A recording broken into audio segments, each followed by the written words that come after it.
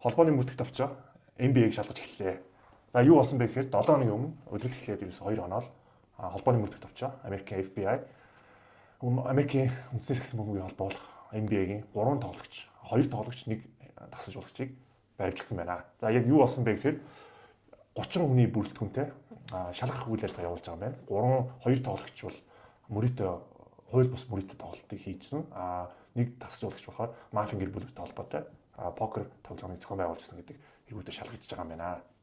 За тэгээд хин ямар тоглогч нар байгаа вэ гэхээр Chauncey Billups Portland Blazers багийн тасалж болгоч, Terry Rozier Miami Heat багийн тоглогч, Damon Jones буюу хуучин Cleveland Cavaliers баг тоглож исэн тоглогч нар баримтлагдсан байна. Ямар хэрэгүүдээр одоо шийдвэрлэгдэж байгаа вэ гэхээр Chauncey Billups Америкийн мафийн гэр бүлүүдтэй нийлж хууль бус одоо покер тоглоомыг зохион байгуулсан гэдэг хэрэг шалгагдж байгаа юм байна.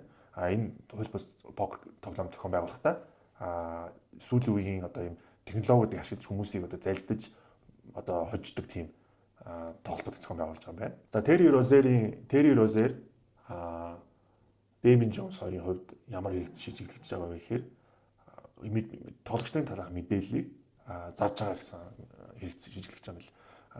Terry Rozier болохоор жишээ нь одоо өөрхөн талаар мэдээллийг за би энэ тоглолтын дээр ийм минут тоглоод ингээ гарнаа гэх мэттэй мэдээллүүд өөрчилж өгч NBA төрийг одоо яаж одоо тийм мэдээлэл явуулдаг гэхээр мань хүний тоглолтын дээр айгүй хэмжээний мөнгө ингээд мань хүний тоглолтын дээр тоглохгүй эсвэл амар бага хэмжээний оноо авна гэх мэт тийм юун дээр одоо бэтүүд дээр айгүй их хэмжээний мөнгө орж ирсэн. Тэрүүгээр гинт анхаарлыг татаад явсан юм байлээ. Анхаарлыг татаж одоо шалгаж байгаа юм байна.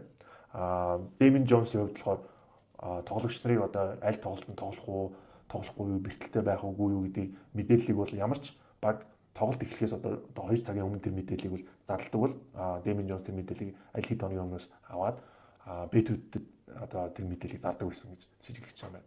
За одоо яг энэ дээр бол тод жишээнүүд бол одоо LeBron James-ийг гэмтэлтэй байхад хинч гэмтэлтэй байхыг мэдэхгүй байхад LeBron James энэ тоглолтод тоглохгүй гэх мэдээллийг мань хүн тарааж ирсэн гэдэг нь одоо text message-үүдээр гарч ирсэн. Тэр мэдээллийг бол одоо ямар ч одоо дүрмээр бол NBA-ийн дүрмд бол ямар нэгэн тоглогч тоглолтод тоглохгүй гэдгийг ерөөсөө яг тоглолт эхлэхийн нэг 90-120 минутын өмнө тасалж болгоч нар тэрийг зарладаг.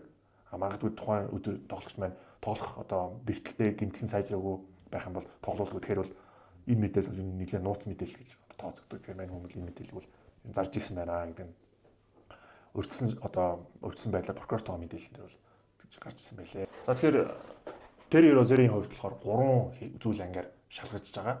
Нэгдүгээр нь conspiracy to commit wire fraud буюу захим мөнгө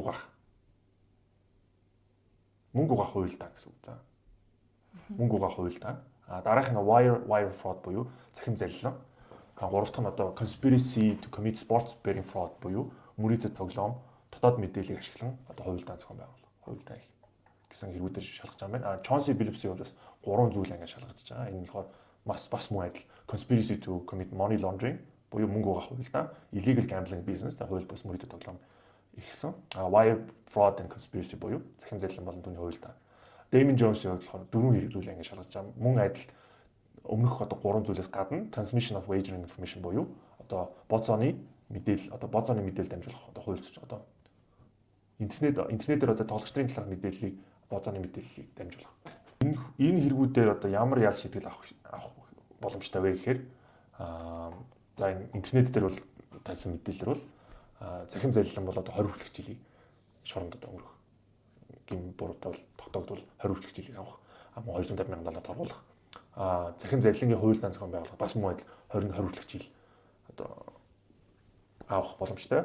Мөнгө угаах залилан бас 20 жил, хууль бус мөрөдөд тоглоом бол 5 жил, бооцооны мэдээлэл дамжуулах бол 2 жил хүрэх юм ял шийтгэл оруулах боломжтой байна.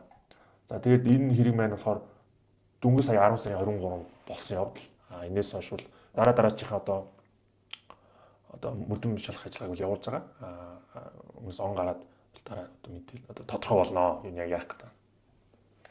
Одоо NBA-гийн тоглолтод бол энэ явдал бол за яг одоо ерөнхий том зураглаар бол NBA-д бол их нөлөөлөхгүй. Магадгүй одоо жишээ нь ингээд иймэрхүү зүйлээр одоо мөрөдөд тоглоомоор мөнгө олдог, барьдаг ийм тодорхой юм бүлэг улсуудын хувьд бол энэ бол маш том нөлөө үзүүлнэ. Яагаад бол Мөридө тавих одоо цар хүрээ нь одоо бас өөрчлөлтөд явах үндэс үүсч. Яагаад бол ерөөсөө Мөридө тоглоомын энэ салбар дээр юун дээр л юун дээр Мөридө тавих боломжтой юм болгоцсон байсан. Одоо жишээ нь хоёр баг тоглолоо аль нь очих уу гэдэг Мөридө юу хамгийн анхны одоо ерөөдөө basic Мөридө байгаа шүү дээ.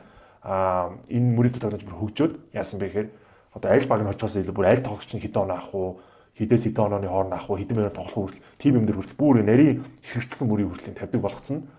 Одоо энэ ийм булгаацах юм аргуудыг одоо зарим нэг тоглогч нарт одоо ийм сэтэл төрүүлж байгаа. Энийг болохоор одоо 2005 онд NBA-г одоо тоглолтыг шүүдэг байсан шүүгч нарын нэг нь яг энэ тоглолтын дээр Мөридө тавьж бооцоо тавьдаг байсан. Тухайн үед л маш том хэрэг болж исэн. Тэрнээс хойш яг энэ шиг ийм том одоо хэрэг бол юусэн болоогүй наа. Чонси Филлипсийн хувьд болохоор тий Америкийн мафийн одоо гэр бүлүүдтэй холбогдсон юм байна. Энэ бүр тусгай бүр юм тусдаа юм мэдээлэл байлаа. Энэ дээр яг юу гарч ирнэ гэхээр за ингээд 4-5 мафийн гэр бүл байгаа юм. Нью-Йоркийн тий эдгээр болохоор эдний ер нь хамгийн их мөнгө олдог их үүсвэр нь бол мэдээж эдгээр бол одоо хар тамхи өөр одоо зэр зэвсэг тий гэхдээ Мөридө тоглоомоос бол хамгийн их ашиг олдог нь одоо FBI-ийн хувьд мэдээлэл одоо энэ Мөридө тоглоомоос хамгийн их ашиг олд юм байна гэсэн мэдээлэл яваад байгаа. Чонси Филлипс яг яаж авч холбогдсон бэ гэхээр энэ асуудал орсон бэ гэхээр эдгээр Мөридө тоглоом зохион байгуулалтаа одоо зүгээр нэг Vegas ч юм ороод тоглодог биш. Тусгай юм хууль бус те одоо ингээд цөөхөн үед одоо од модууд ч юм уу олонний танил хүмүүс ингээд дотроо ингээд яриад тоглодог тиймэрхүү VIP маркийн зохион байгуулалт юм байна. Энэ дээр болохоор ингээд мэдээж ингээд од мод хүмүүсийг ингээд авчрах сонирхолтой. Чонси Филлипс болохоор яалтчгүй одоо NBA-ийн бас томоохон одын нэг байсан. Одоо бол тасжуулагч ажил хийж байгаа. Тэгэхээр Чонси Филлипс бол яг ямар үүрэг баримттай энд оролцдог байсан бэ гэхээр за энэ бол NBA-ийн од тоглогч одоо тэр домог тоглогч энэ ч байна. Энэ үед тоглож гин лаглаг мундаг хүмүүсийн ширээн дээр хийсэн байна. Та нар ирэхгүй мүү гэд бас мөнгөтэй од мод ч бас тийм улсуудыгаа хүрээлхэн улсуудыг нэг дор дуудаад авчирд юм байна. Тэгэхээр тэр тоглолт нь юу болдог вэ гэхээр за мэдээж 5 6 хүн 7 8 хүн ч юм уу тоглонгууд эднэр хоорондоо хувилдаад 3 4-лээ нийлж байгаа. Нөгөө ирсэн нөхдүүдээ бол хэдэн нэгчнээ сая доллар шатаагаад 40 сая долларыг аваад хуу одоо хамаад хожоод ингэж явдаг. Тэрийг яаж хийдэг вэ гэхээр хувилдахаас гадна тусгай төхөөрөмжүүд линз минс ашигладаг гэсэн тодорхой тогтоогдсон. Одоо X-ray тий рентген шилмэл ийм хардаг. Тэрүүгээр ингээд ямар хүзэр ингээд байгааг нь олж хардаг. Тиймэрхүү нүдний шил тий нүдний шилний рентген технологи суулгацсан. Тэрүүгээр картуудаа ингээд яач тийм байна. Ингээд за энэ бол ийм карт энэ карт ийм тэмдэглэгээ тавьчих тийм байна. Тэмүүдэд тэр шилээ зүгээд дараагийн гарах карт нь ямар карт хаа тэр аль хэдийн мэдчихдэг. Хоёрдугаар нь бас тэр төхөөрөмжөндөө бас ингээд ямар карт одоо гарах вэбгүй гэдэг бүр програм бүртэлтэй энэ дээр зохиоцсон. Тэмүүдэд тэр програмаараа ингээд одоо ингээд яаж ч холж тараасан одоо яг өөрийнхөө хожуулах гэсэн үний бол одоо энэ талд нь суулгадаг ч юм уу урт нь суулгадаг ч юм уу. Тэгээд одоо ингээд хождог те. Нөгөө юу ч мдэггүй орж иж тоглолтод орж иж байгаа нөхдүүд бол тэрийг анзаарахгүй энэ нөхөр үнэхээр азан шовоос орой байна гэж бодоод тоглоод байдаг акшн дээрээ тэр нь програмаар ямар хүзэр харахыг ингээд тохируулсан байдаг. Нөгөө төвөр бас шилмэл зүгээд эдгээр ямар хүзэр хаана явж байгааг бас олж хардаг. Тиймхүү техникүүд ашигладаг гэсэн гэдэг тогтоогдсон. Тэгээд өчнөө сая доллар одоо хохирогч нар бол гарч ирсэн. Энийг үл API-ор тогтоосон байна. За тэгээд энэ дээр бол Чонси Филлипсийн хувьд яг ямар үүрэг баримттай түрүү хэлсэн чинь өөрөө угаасаа юм од хүн болохоор ийм тоглолт оролцож байна. Тэгэхээр бол энэ бол ингээд амар VIP ийм тоглолт болно гэдэг тийм дүрийг иргэдэг одоо тийм атмосферик тийм environment-ыг үүсгэнгүүд хүмүүс яг тэнд амар орж иж тоглолдог байсан. За тэгээд энэ дэр бол ингээд ийм технологиор ингээд тоглолтууд болдог байсан гэдгийг бол одоо FBI бол гаргаж ирж байна. Тэгээд ерөнхийдөө гол цаад сурамж нь юу гэсэн үг вэ гэхээр за ер нь ингээд казино тогломоор байл окей тоглож болно. Тэгээд энэ тэгин заавал тэгж тийм хууль бус тийм ийм газрууд хүмүүстэй мафийнхантай холбогдож ийм хийх юм шаардлага байна уу да гэдгийг ерөнхийдөө гаргаж ирээд л та. Дараагийн одоо энэ талаар холбоотой мэдээллүүд гарч ирвэл цаг албагүй бичлэгүүдээ хийгээд та нарт апдейт өгөх болно.